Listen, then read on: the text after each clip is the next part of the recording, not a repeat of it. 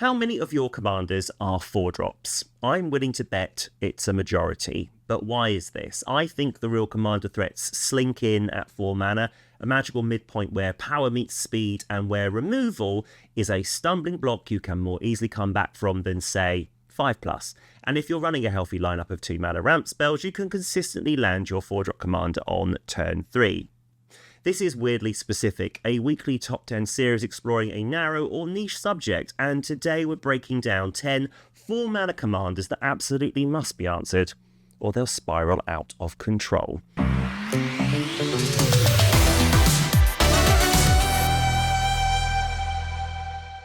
Bernard Ginger Sculptor. I can't believe I'm giving away the gingerbread biscuits for free here, but this artwork of a kindly old cook doesn't properly convey the evil inherent in this card or how unbelievably difficult it is to interact with the established Bernard board state buffet. I run Bernard, he's in my top 2 decks of all time, and this is how I win.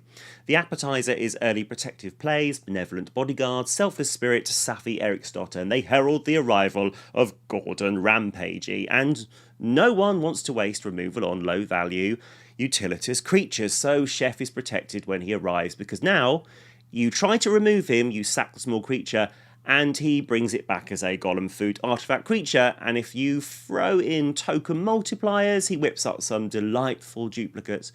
His kitchen staff are basically surrounding him, brandishing whisks and wooden spoons, saying back off, and then you secure the win with a smorgasbord of enters and leaves effects and sack outlets, and before you know it, because he remained on board, you are choking on value and triggers you have no hope of recovering from. This is magical indigestion and death by gingerbread. You hate to see it. Bernard ties the napkin round your neck, Cherie, and, well, you know the rest. Marchesa the Black Rose. I shall continue to ruin any chance of winning another game with my decks by speaking on another 4-drop menace I run, Marchesa the Black Rose. Headline: I want to lose life, and like Bernard, I want my creatures to die. Clearly, I have a type which is smiling psychopaths. I have nothing to lose except my commander who enables it all. I will do anything I can to get a +1/+1 counter onto her, so if she dies, she comes back, either through the Dethrone trigger or Sage of Fables, Opal Palace, Metallic Mimic, and from that point on, because you missed taking her out, my ETB and LTB triggers take over the game, but the main point is not the value. If you have the most life, it's good old-fashioned beats. I can swing bodies at you that grow and attack, not care how you block. They die, they come back. I get some sort of damage through, so bend the knee, dear friend, bend the knee. And being open to reprisal means I lose life, which I want. It's a very zen place to be. But it all falls apart without Marchesa, and then I'm just piloting a Grixis pile of meh. Dethrone her immediately. Stang Echo Warrior. This is the last of the assassination attempts on my personal roster. I recall the first time someone faced off against Stang and witnessed as Stang had me draw 30+ cards and wiped the board because Stang's a strange brother who only appears during family arguments, entered with copies of Fruit of the First Tree, a Bloodfire Infusion and Ancestral Mask, with the former 2 triggering when he died, and that opponent, whilst mopping their panic-stricken brow, turned to me and said, "Do people know about this commander?" And no, they don't. So let me enlighten you. This is the epitome of my commander is my everything, and you have a small window to stop his nonsense. As all auras and artifacts are copied, the deck draws all the cards with Enchantress effects, removes all the threats, grows insanely big, tutors with Pattern of Rebirth, because I run Old Gnawbone just for that reason, but I have to attack.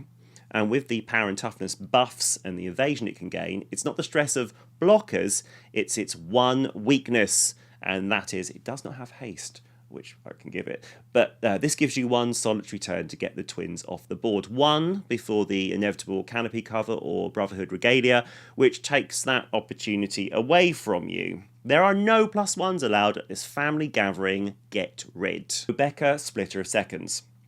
I built this deck, it's one of my most popular videos. I won with the deck, I won hard, and then I took it apart that very same night because even I didn't want to sit through it again, and neither will you. This isn't just about dealing with a powerful commander, it's about dealing with a solitaire commander, a solo act in a multiplayer game. Built right, the Obeka player may get an extra upkeep, that's fine, but 2, 3, Suddenly, Paradox Haze is in play, and now you're watching someone resolve 15 triggers while you wonder if you'll ever get a turn again. I built my deck around speedrunning the initiative and getting to room 5 as quickly as possible, but whatever upkeep trigger the Abeka player has built around Infernal Genesis, Ring of Valkus, Eternal Dominion, they will utterly destroy your board and your precious time. So if you see her across the table, save yourself some suffering and remove her immediately. Immaril Elfheim Elite. Unless you're an Elf Ball player, Elf Ball being the highly intricate strategy of play an elf, tap an elf, untap an elf, slap an elf. No, slapping elves is wrong, except for this elf. I digress.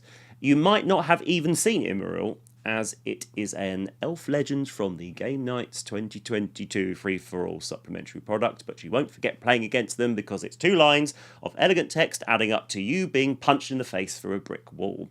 As Elf Ball players know, they get to do something very powerful in Magic, which is have their early game utility dorks have an effect on the mid and late game, so they remain useful every Llanowar, Findhorn and Quirion Elf powers out the plan. This is exactly the first 4-drop in the list that I would expect not to drop on turn 4. The Immoral Pilot should be waiting until it has a power of 7 or more with a haste enabler out, so they can do the mythical 3 lots of 7 commander damage, win, and that, dear viewer, let me just find the Emma Stone gif, is maths. Basically, you can choose to block the elf, but not the damage, and if the elf is a 7/7, blocking it's probably a bit useless anyway. Alistair the Brigadier. Is that... Wait.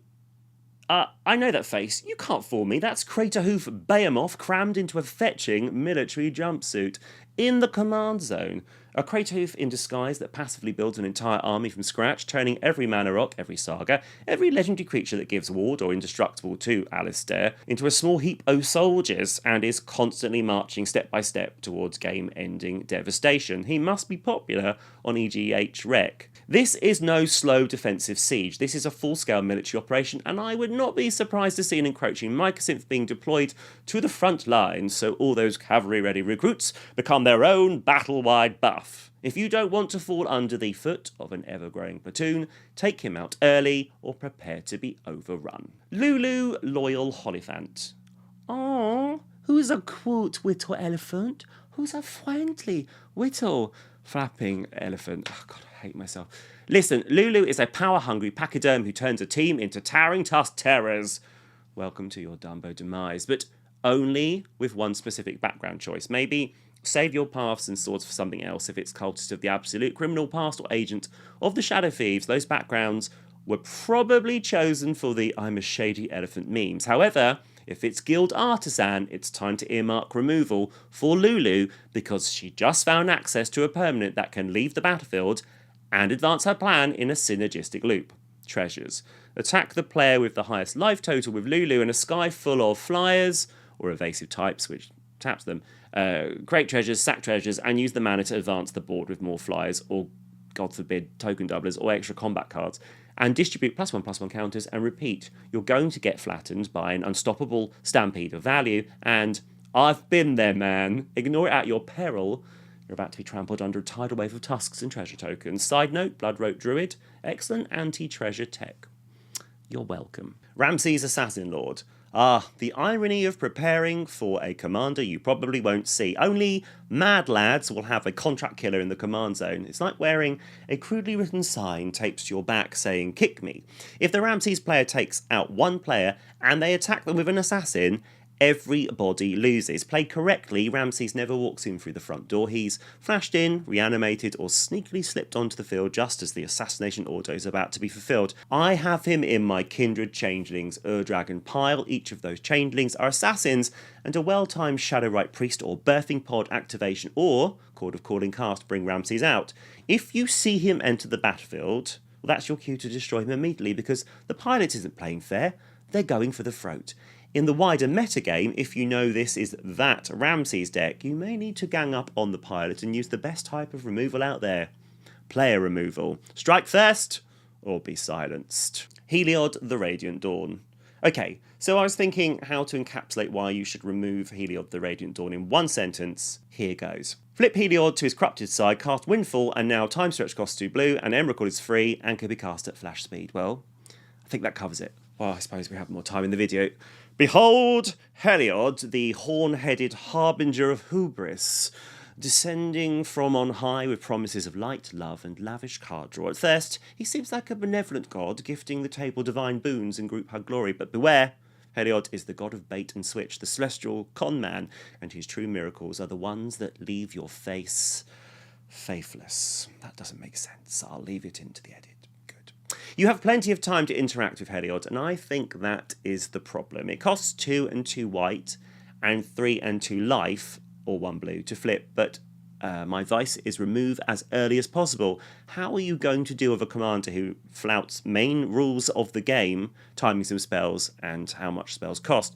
You'll be blinded by his blessings and then smoked by his sorceries. If they get some sort of repetitive card draw in place, they can chain through their deck, but the main weakness, the Achilles wheel, if you will, came up with that phrase today. The wheel they use to get their huge discounts on spells gives everyone a ton of cards and the tools needed to get rid of this divine deceiver. You've got a small window, do not be tempted by the false light. Smite Heliod early or prepare to be struck down by the wrath of a god scorned. Kona, Rescue Beastie. I like Magic when it's playing with the absolute basics of gameplay, and the survival mechanic is interesting because it's looking to see if something's tapped in the second main phase.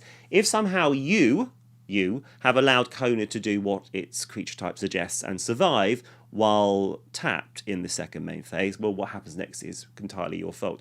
I don't know what to tell you, and if you're waiting for Kona to attack so it taps before you fire off removal, may I interest you in Kona's Cabs and Relic of Legends and Survivor's Encampment. Kona's survives because it keeps lobbing Eldrazi over its shoulder as it scampers off, like when that guy got shot in the leg in The Walking Dead by the other guy so he could escape. Don't be the guy who got shot in the leg in The Walking Dead. Take out Kona and make it eat its own creature type. If you've enjoyed this humble weekly free content, a like and subscribe would mean the world to me, and I will see you on the next one.